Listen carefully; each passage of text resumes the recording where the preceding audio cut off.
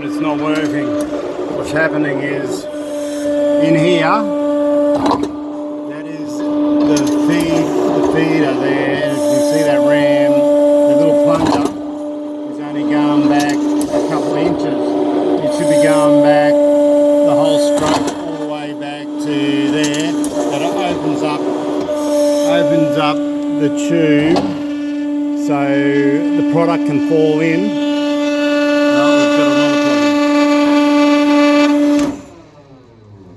For some reason it never happened before. So yeah, this here's got to slide all the way back so product can fall in the hole. So that's a ram that isn't going all the way back. Now initially, this is a ram on this side here. Initially I thought it might have been a seal blown in there that's not allowing it to go back or something like that. But when I loosen this hose off, this is full of pressure on this end of the hose, so it wants to go back. Like the inside hose is loading up with pressure to push the ram back, but it's not going back because it's not allowing this oil to dump here. And that's where I come over to these solenoids, because when that ram should come back, this solenoid light comes on, this solenoid light comes on, and this solenoid light comes on. And in that same motion, pressure goes into this line here, which goes around to the front there, which clamps the tube shut. So that's where you hear that loading up, which is, but at the same time that ram should be retracting. But the ram's not retracting because I thought originally that this solenoid was playing up, because if I pulled this plug off, that ram still wouldn't go back and it would still load up. But I ultimately changed this plug to that plug, like the whole thing's around, and it's still doing exactly the same thing. Actually, in fact, this morning I had this off and the unit was operating as if there was nothing wrong with anything. So I'm at the end at the moment, and now there's another problem, but see what happens there. I did pull all these off. That one, clean it all up. These two, clean it all up.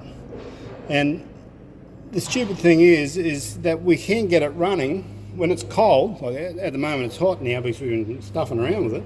When it's cold, it will run. Yesterday it ran for a whole hour without missing a beat.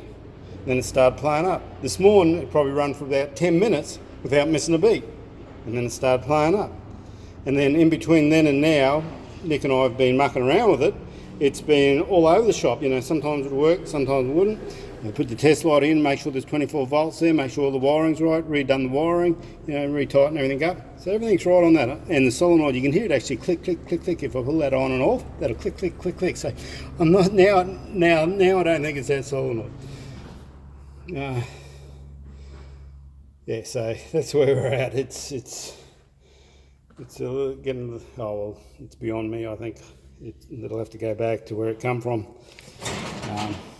It is a hire unit, but it's from Sydney, and the thing is I told them that we had a few problems with it and they want it back, and I said I'll give us a chance to fix it so that we can get our product done, because if it goes back we won't get it here to do the product that we want to do for a test run. It's actually a bit of a test for overseas. So we really need to try and get it going. It would be really good to, but if we can't get it going this week, well, that'll be it, I think. Or the next couple of days, or next week.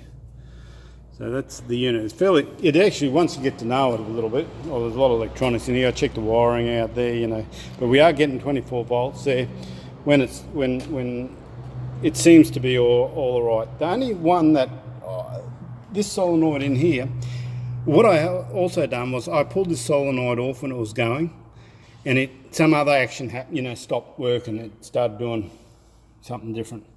So this is the only one that always seemed to be the one that's consistently plays up, or when I pull the plug off, it doesn't do nothing. So I'm not sure.